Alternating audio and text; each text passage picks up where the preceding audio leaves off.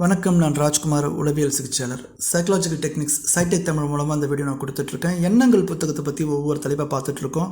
இது வரைக்கும் நம்ம 17 பகுதியில் முடிச்சிருக்கோம். இப்போ நம்ம 18வது பகுதிக்குள்ளே நுழைய போகிறோம். 18வது பகுதியின் தலைப்பு என்ன அப்படின்னாக்கா, எதிர்காலத்தை பற்றிய சிந்தனை அப்படின்னு சொல்லக்கூடிய தலைப்பில் பார்க்க போகிறோம். இந்த வீடியோவுக்கு புதியவராக இருந்தாக்கா நீங்கள் சப்ஸ்கிரைப் பண்ணி வச்சுங்க. இந்த வீடியோவின் மற்ற பகுதியில், முந்தைய பகுதியில் நீங்கள் பார்க்கணும் அப்படின்னாக்கா, நான் வீடியோவுக்கு லாஸ்ட்டில் நான் கனெக்ட் பண்ணியிருக்கேன், டிஸ்கிரிப்ஷன்லையும் கனெக்ட் பண்ணியிருக்கேன், அதோடு சேர்ந்து கமெண்ட்லேயும் நான் கனெக்ட் பண்ணியிருக்கேன். அவைகளை நீங்கள் பார்த்து தெரிஞ்சுக்க முடியும். எதிர்காலத்தை பற்றிய சிந்தனை. Doctor M.S. உதயமூர்த்தி அவர்கள் எண்ணங்களை எப்படியெல்லாம் பயன்படுத்தலாம், எண்ணங்களை பயன்படுத்தி எப்படி நம்மளுடைய ஆசைகளை நம்ம நிறைவேற்றிக்க முடியும், நம்ம வாழ்க்கையில் முன்னேற முடியும், சரியாக எப்படி பயன்படுத்தி நம்மளை சீர்படுத்திக்க முடியும் அப்படின்றதெல்லாம் இந்த வீடியோவில் சொல்லியிருக்காங்க. அதுதான் நம்ம ஒவ்வொரு தலைப்பாக நம்ம பார்த்துட்ருக்கோம். எதிர்காலத்தை பற்றிய சிந்தனை. ஒரு குழந்தை ஒரு படம் வரைந்தது. அதன் தந்தை, என்ன படம் வரைந்தாய் கண்ணே என்று கேட்டார். மாடு புல் தின்கிறது என்றது குழந்தை. கண்ணே, மாடு இருக்கிறது, ஆனால் எங்கே இருக்கிறது புல் என்றார் தந்தை. இல்லை அப்பா, மாடு புல்லை தின்று விட்டது என்றது குழந்தை. குழந்தைகளுக்கு கற்பனை அபாரம். குழந்தை வளர வளர நாம் அதன் கற்பனைகளை குறைத்து விடுகிறோம். காரண காரியம் காட்டும் ஓர் உலகிற்கு, நடைமுறை உலகிற்கு வரும்போது குழந்தையின் கற்பனை குறைந்து விடுகிறது. மழை தூற்றலை வர்ணிக்கிறார் பாரதி. வானையும் பூமியையும் இணைக்கும் வைரக்கோள்கள் என்று. என்ன கற்பனை! மனத்தில் கற்பனை தோன்ற தோன்ற நமது பிரச்சனைகளுக்கு பல வழிகள் பிறக்கின்றன. நமது பிரச்சனைகள் எளிதாகின்றன. நாட்டு தலைவனுக்கு மட்டுமல்ல கற்பனை தேவை, அன்றாட வாழ்வு வாழும் வீட்டு தலைவனுக்கும் கற்பனை தேவை. குழந்தைகளின் கற்பனைகளை பொம்மை விளையாட்டு என்கிறோம். எழுத்தாளர்களின் கற்பனைகளையும் கதைகளையும் நாடகங்களாகவும் சினிமாவாகவும் ரசிக்கிறோம். நாட்டு தலைவனின் எதிர்கால கற்பனையை தீர்க்க தரிசனம் என்கிறோம். எப்படி குழந்தையின் கற்பனை விளையாட்டாய் நிற்பதையும், ஓர் எழுத்தாளனின் கற்பனை நம்மில் உணர்ச்சிகளை ஏற்படுத்துவதையும், ஒரு தலைவனின் கவிஞனின் கற்பனை எதிர்காலத்தை புலப்படுத்தும் ஒரு முன்னோட்ட கண்ணாடியாக விளங்குகிறது என்பதையும் கவனியுங்கள். குழந்தை பொய்மை என்று உணர்ந்து விளையாடுகிறது. ஓர் எழுத்தாளன் பிறர் மனத்தில் உணர்ச்சிகளை எழுப்ப வேண்டும் என்று எண்ணுகிறான், அதை எழுப்புகிறான். ஒரு தலைவனோ நாட்டின் எதிர்காலத்தை காண்கிறான், அதை அப்படியே உருவாக்குகிறான். கற்பனையை எந்த அளவுக்கு நம்புகிறோம் என்பதை பொறுத்தே அதன் சாதனை. கற்பனையை எத்தகைய கருவியாக உபயோகிக்கிறோம் என்பதை பொறுத்தே அதன் பலன்.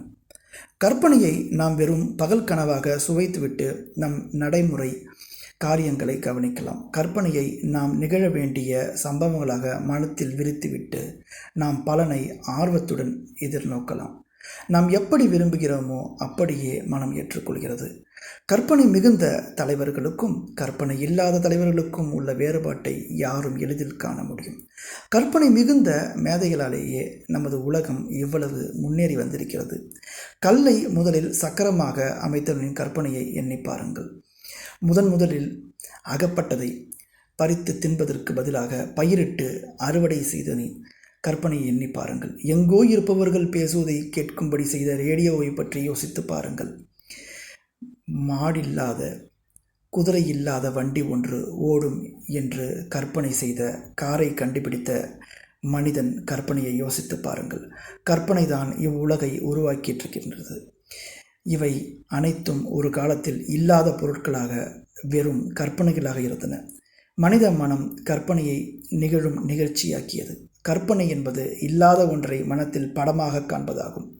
பழங்குடி மக்களின் பேச்சு முறைகளை கவனித்தால் அவர்களுடைய வார்த்தைகள் எல்லாம் மனத்தில் படங்களை எழுப்பும் சம்பவங்களாகவே வர்ணிக்கப்படுகின்றன. மனிதன் எழுத துவங்கிய போதும் படங்கள் மூலமாகவே செய்திகளை பரிமாறிக்கொள்ள துவங்கினான். கற்பனை செய்யும் போது சகஜமாக மனித மனம் போட்டிருக்கும் எல்லைகளை மீறுகிறோம். முடியாது என்று நடைமுறையில் சிந்தித்திருந்த விஷயங்கள் எல்லாம் முடியும் விஷயங்களாக நம்மால் கற்பனையில் பார்க்க முடிகிறது. நாமே விதித்த எல்லைகள் சரிகின்றன.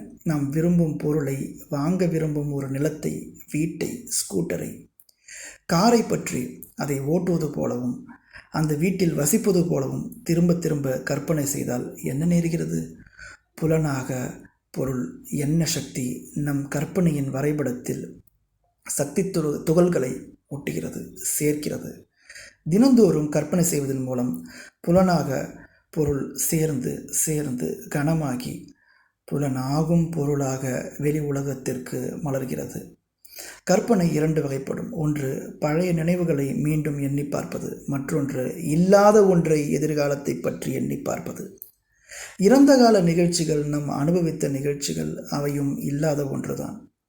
ஆனால் நிகழ்ந்ததை சுவைக்கும் நினைவுகளிலிருந்து பிறக்கும் அனுபவம் பயன் தரும். அந்த நினைவுகள் ஏற்படுத்தும் உணர்வை நாம் நிகழ்காலத்தில் அனுபவிக்க முடியும். ஆனால் எதிர்கால கற்பனை போல் அவை ஆக்க சக்தி படைத்தவை அல்ல. பழைய சம்பவங்கள் ஆழ்மனத்தில் ஒரு பாதையை ஏற்படுத்தியிருக்கின்றன. மூளையின் செயல்களான நியூரான்களில் ஒரு பாதை வகுக்கப்பட்டிருப்பதாக மூளை மருத்துவர்கள் கூறுகின்றார்கள். ஆகவே எதிர்கால கற்பனையை பழைய கால வெற்றியுடன் சேர்த்து சிந்திப்பது வெற்றிக்கு வழிவகுக்கும் என்கின்றனர் மனநூலார். நமக்கு தெரிந்த பழைய நினைவுகளை கலைத்து வேறு விதங்களில் அவற்றை சேர்ப்பதின் மூலம் மனத்தில் புதிய கற்பனையும் ஆக்கசக்தியும் பிறக்கின்றன. கற்பனையை நாம் அளவோடு உபயோகிக்க வேண்டும். கற்பனை உலகில் வாழ்பவர்கள் சில சமயம் நடைமுறை உலகை மறக்க, அதன் கஷ்டங்களிலிருந்து விடுபட அதை ஒரு கருவியாக உபயோகிக்கின்றனர். சில சமயம் இவர்களே சித்த பேதம் கொண்டவர்களாக மாறுகின்றனர். கற்பனை இல்லாதவர்களோ எதிலும் பிடிவாதத்தையும் உறுதியையும் மேற்கொள்கின்றனர். அவர்களது நடைமுறை வாழ்வு செக்குமாடு சுற்றுவதைப் போல் வழக்கமான பாதையை மேற்கொள்கிறது. ஓர் உப்புச்சப்பில்லாத வாழ்க்கையை அவர்கள் வாழ்கின்றனர். ஃபெர்னாட் ஷோ வெகு சிலர் ஆண்டொன்றுக்கு 2 அல்லது 3 முறை சிந்திக்கின்றனர். வாரத்தில் ஓரிரு முறை சிந்திப்பவன் நான் என்ற சர்வதேச புகழ் எனக்குண்டு என்று தமக்கே உரிய அடக்கத்துடன் கூறுகிறார். சிந்தனை எனும்போது ஆக்க சிந்தனை, கற்பனையை அவர் கூறுகிறார். விளம்பர கம்பெனிகளில் வேலை செய்பவர்களுக்கும் சினிமா உலகில் இருப்பவர்களுக்கும் மிகுந்த கற்பனை தேவை. ஒரு விளம்பர கம்பெனி தலைவர் கூறுகிறார், கற்பனை ஓர் வரப்பிரசாதம் அல்ல. மனத்தை நாளடைவில் அந்த வழியில் பழக்கப்படுத்துவதன் மூலம் நாம் கற்பனையை வளர்க்க முடியும். இன்று நம்மிடையே இருக்கும் பிரபல எழுத்தாளர்களின் ஆரம்பகால கதைகளை படித்து பாருங்கள். கற்பனையை எவ்வளவு பழக்கப்படுத்தி முன்னுக்கு வந்திருக்கிறார்கள் என்பது விளங்கும். இதுவரை நம்ம 18 தலைப்புகளை பார்த்துருக்கோம். இப்போ நம்ம 19வது தலைப்புகளை அடுத்த பகுதியில் நம்ம பார்க்க இருக்கிறோம். இந்த வீடியோவுக்கு சேனலுக்கு புதிய வந்தாக்க நீங்கள் சப்ஸ்கிரைப் பண்ணி வச்சுக்கோங்க. எண்ணங்கள் புத்தகத்தை நீங்கள் முழுசாக தெரிஞ்சுக்கணும் அப்படின்னாக்கா கமெண்ட் பாக்ஸில் பாருங்கள். அந்த பகுதியில் இணைச்சிருக்கேன். மற்றவர்களும் இந்த வீடியோ ஷேர் பண்ணுங்கள்.